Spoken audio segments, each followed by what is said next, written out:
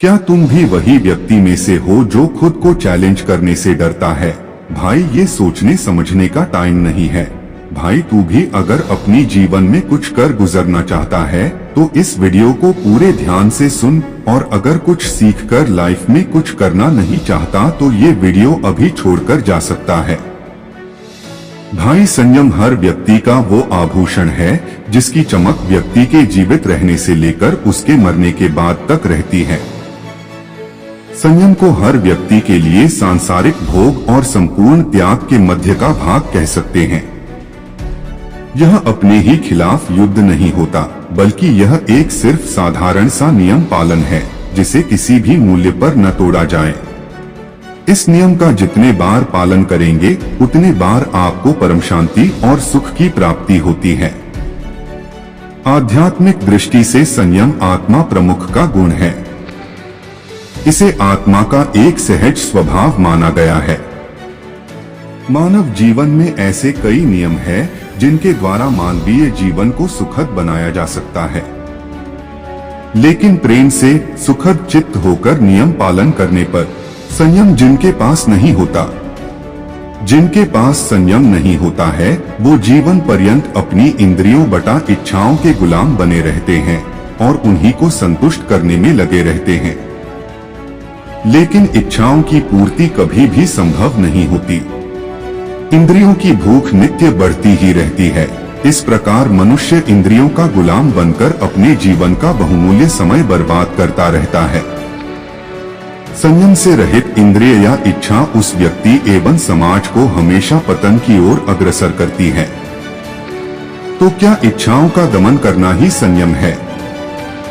नहीं, नास्तिक व्यक्ति हमेशा समाज को अपने झूठ के कुचक्र में उलझाने में लगा रहता है, क्योंकि वो खुद झूठ की दुनिया में रहकर अपने आप को ज्ञानी समझता है। संयम और दमन में दोनों ही शब्दों और उनके कर्मों में बहुत बड़ा अंतर है। संयम में नियंत्रण है, एक मर्यादा है, एक निश्चित भावना है, जबकि दमन का अर्थ दबाना है। बहुत सी साधनाओं में साधक द्वारा अपनी वृत्तियों को दबाने के बजाय नियंत्रित करने को कहा जाता है। उदाहरण के लिए, एक विद्यार्थी को सदैव अपने भोजन करने की आदत में नियंत्रण या संयम की आवश्यकता होती है, क्योंकि ज्यादा खाने से उसे आलस घेरेगा जो उसकी पढ़ाई और एकाग्र चित्त को नष्ट करेगा। यहाँ संयम करना आवश्यक है, किंतु भोजन का त्याग करना, अपनी इच्छाओं और इंद्रियों अर्थात भूख का दमन करना गलत है। विद्यार्थी दमन को अपनाकर भी अपनी बुद्धि को एक चित्त नहीं कर सकता। इन शब्दों की जटिल परिभाषा हो सकती है, परंतु आम जीवन में कैसे महसूस होती हैं? आत्मनियंत्रण। आत्मनियंत्रण किसी उद्देश्य की प्राप्ति के लिए प्रदर्शित की गई भावना, कामना और व्यवहार पर नियंत्रण की क्षमता है। मनोविज्ञान में इसे स्वनियंत्रण भी कहा गया है। हम साधारण जीवन में आत्मनियंत्रण को इन तीन तरह से ज्यादा पाते हैं। सहनशीलता। जैसे ही आप पानी पीने चले, कोई आया, वो आपकी बोतल से पानी पीकर चला गया, आप प्यासे रह गए, इसके बाद भी आपका चित्त शांत रहता है। न व्यक्ति के बारे में बुरा सोचते हैं और न अपने भाग्य के बारे में। यही सहनशीलता है। संयम। किसी चीज के उपलब्ध होने पर भी सिर्फ अपने नियमों के पालन हेतु उसका उपभोग नहीं करना संयम है। आसान शब्दों में कहा जाए तो आपके घर के फ्रिज में चॉकलेट है, आप अकेले हैं, खा सकते हैं, लेकिन आप नहीं खाते क्योंकि आपको मिल बांट कर खाना पसंद है, माता पिता से पूछकर खाना पसंद है।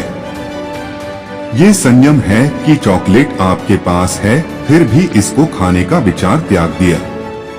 धैर्य। किसी विषम परिस्थिति में अपने अंदर नकारात्मक विचार पर संयम रखना और सकारात्मक ही सोचना और उसके अनुरूप कर्म करना ही सच्चा धैर्य है। मानव जीवन के 10 लक्षण हैं। धर्माचारी को ये 10 आभूषण अवश्य धारण करने चाहिए, चाहे वो किसी भी धर्म का हो। क्षमा, आत्मनियंत्रण, चोरी न करना, पवित्रता, इंद्रिय संयम, बुद्धि, विद्या, सत्य, क्रोध न करना। दोस्तों, जानकारी अच्छा लगा हो तो वीडियो को एक लाइक व चैनल को सब्सक्राइब जरूर कर लीजिए।